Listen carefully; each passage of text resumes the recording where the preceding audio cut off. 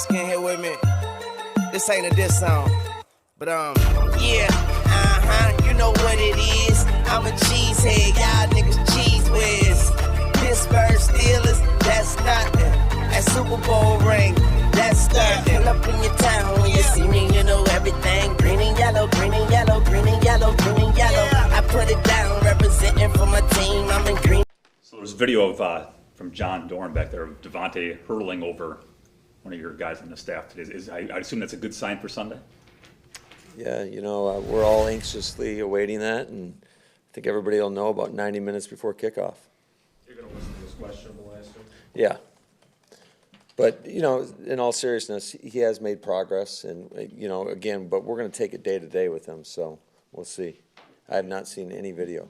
Would it be It's safe? impressive. You're on Twitter jumping over somewhere. I'm on Twitter? Yeah, well, I don't know, maybe Waller's not. Would it be safe to say that you might not advise him to jump over anyone on your staff if the toe was a big concern at this point in the week? Yeah, right now I haven't seen it, so I don't really know what you're talking about. Oh, okay. Matt, if he plays, you're not saying if he's going through or not, but if he is, would you be inclined to have him on sort of a pitch count to be smart with him coming back? Or if he's a go, he's a go? Yeah, I mean, I don't know until like we make that decision in terms of, I think it's such a case-by-case basis in terms of how somebody's feeling within the game. We've had that multiple times this year with guys like Kevin King, who you don't know if he's going to be in there, and then he's in there. And certainly we're always mindful of a guy that's been out for a while when you bring him back, and in terms of you just don't want to overload them. But typically those discussions take place during the game in terms of, you know, how you're feeling, and you kind of work it out from there. Do you guys do anything in LA, walkthrough or anything like that when you're there tomorrow? Yeah, we'll have a walkthrough tomorrow. Matt, I'm sure it's been obviously a frustrating month for Devontae, but I mean, it seems like this week since coming back, he's had good body language, high energy, jumping over guys at practice. Seems like he's happy to be out there. Do you notice a different level of optimism that there's a chance I could play this Sunday, or even just more importantly, that he's feeling healthy? Yeah, I always think Devontae's, you know, bouncing around, has a great personality, is excited to be out there. But certainly when you're actually taking reps in practice, I think it probably gave him a little bit more juice. I think when you have something that's taken away from you, you might appreciate it a little bit more when you are out there. Matt, I don't know how this works from the equipment side, but have you spent any more time this week trying to figure out why Rodgers' earbud keeps coming out in the helmet and what to do about that? Is there anything? Yeah, I've complained quite a bit about that.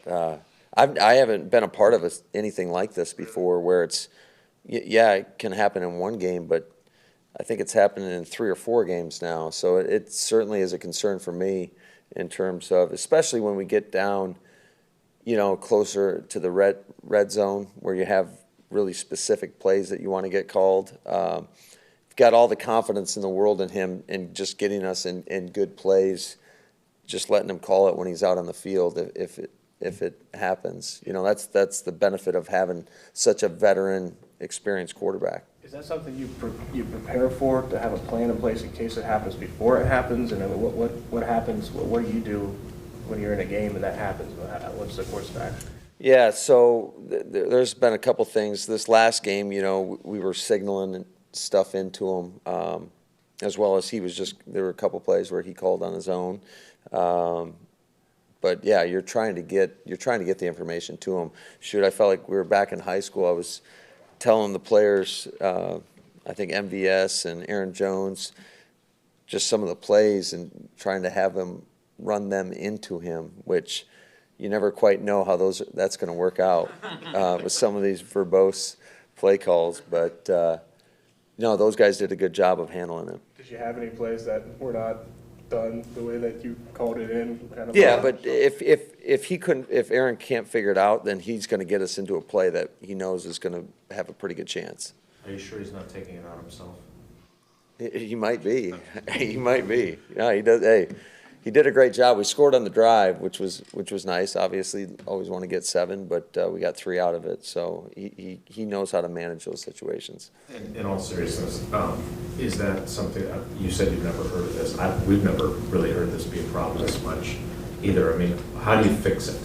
Like, what have you guys done this week to try and eliminate this issue? You know, that's a great question because it's the technology. Something is happening, and you know, I'd be lying to you if I told you I knew what was going on with that. I don't. I just know that I am giving a lot of people earfuls about getting it fixed. You might not know this, but have you tried like different? Have you replaced the equipment and tried a different setup in the helmet, or? Yeah, so what we've been doing within the game, after every series, they're checking the helmet after every series just to make sure that it's working, and it has been working. It's just, it was weird because like 3 plays into the series, it went out. So, I mean, we're trying to prevent this from happening, you know, moving forward, but some things are out of your control. So you've had everybody practice the last couple days, which I presume means you might have to put 6/7 guys on the inactive list who are healthy. How do you determine that? Is it something that you have figured out early in the week that these are my 46 that we're going to use, or is it maybe open competition, so to speak, for a couple spots? How do you work all that out? Yeah, I think you typically project that, and we do that early in the week. But there's things that come up that you know, you might wait till the tail end if you're not quite sure if somebody's going to be ready to go. But typically, you'd like to project that, especially for our special teams, so that they can get a plan together and put guys in the right positions. Matt, I know it's a week-to-week thing, and you're not getting ahead of yourself, but do you feel like you're in a really good rhythm right now as a play caller? Like, Devontae made a comment to me yesterday about it. I'm just curious if you can feel that, whether you've gotten a great feel now for your guys and what works. I mean, it is, you always say it's a process. Do you think you're in a pretty good spot right now, process-wise? I think our process in terms of the game plan has been much better. In terms of what we're asking the guys to do, in terms of them knowing what to do, so they and not only knowing, but knowing the details. That to me is so critical in terms of taking, you know, you can be okay at something, but being really good at something, you got to know the details and why you're trying to do what you're doing. But I think that as far as the play calling is concerned, that changes on a weekly basis in terms of who you're going up against, kind of like the flow of the game.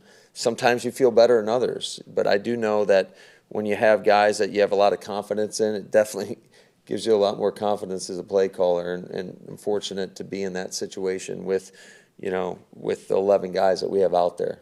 So when you are in kind of a good rhythm though, are you still, is it your personality then when you come back on Monday and you're going through, are you second guessing some of your calls, like, I wish I would have called this, or I mean, what's kind of your process there after the fact?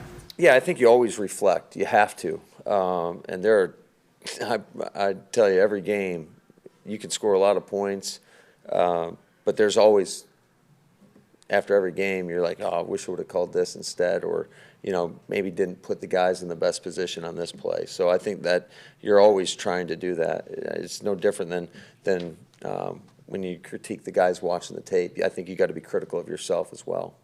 It could be close to 80 degrees at kickoff on Sunday. It's unfortunately not anywhere near that outside right now. That was pretty nice today. Yeah, it's been a little less than 80. Do you have to prepare for, I mean, is that a concern, that the heat, do you have to prepare for that in any way? I know you've been inside that. Yeah, that's a tough one to replicate up here, right? The big thing that we've been really stressing to our guys is making sure you hydrate, because it is going to be hot, it is going to be sunny, so we got to make sure that they're properly hydrated. We'll have plenty of liquids for them throughout, you know, when we leave today, all the way through to game time, and just keep trying to stress the importance of that to those guys, because we need everybody available in this game. Did Sternberger and Campbell, how much did they benefit from the 3 weeks that they've had to practice, and could they play called upon? Yeah, I think absolutely. I think they've gotten better and better each and every day that they've been out there. And, you know, we've got confidence in both those guys that if need be, they'll be ready to go.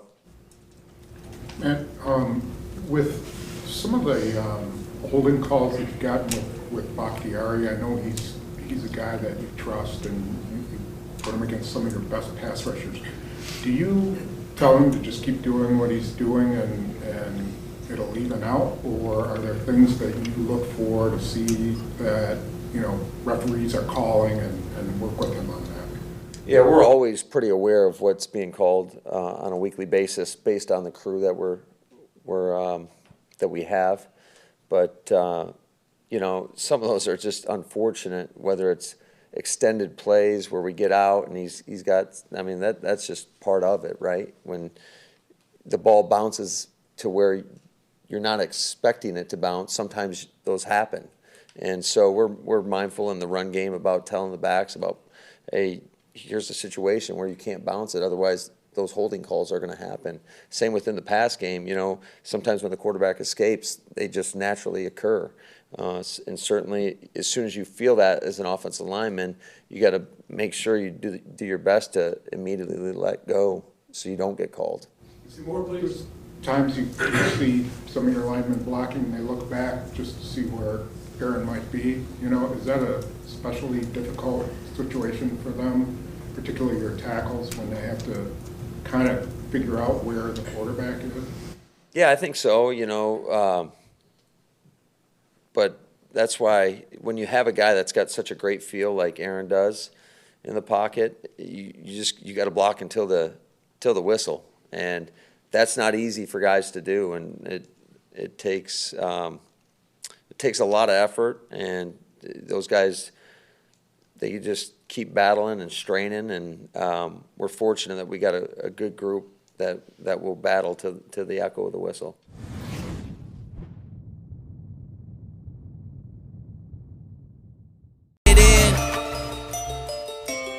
Oh yeah.